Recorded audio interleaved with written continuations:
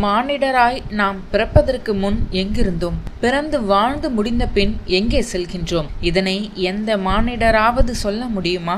இது குறித்து எதுவுமே அறிந்திடாத மானிடர்களே, வாருங்கள், என்னிடம் உங்கள் காதுகளை கொடுங்கள். அதில் நான் 5 எழுத்து மந்திரத்தை ஓதுகின்றேன். அதனால் உங்கள் பிறவி அறுபடும். மீண்டும் மீண்டும் பிறவி சுழலில் சிக்க மாட்டீர்கள் என்று சிவவாக்கியர் கூறினார். அந்த பாடல் பிறப்பதற்கு முன்னெல்லாம் இறக்குமாறதெங்கனோ, பிறந்து மண்ணிறந்து போய் இருக்குமாறதெங்கனோ, குறித்து நீர் சொலாவிடில் குறிப்பில்லாத மாந்தரே, அறுப்பனே செவி இரண்டும் அஞ்செழுத்து வாளினால். இந்த பாடல் ஒரு ஆழ்ந்த தத்துவத்தை சொல்கின்றது. அதாவது இந்த மனித பிறவி என்பது மிக மிக குறுகியது. பிறப்புக்கு முன் எங்கிருந்தோம், பிறப்புக்கு பின் எங்கே செல்கின்றோம் என்பதை அறிய முடியாதது.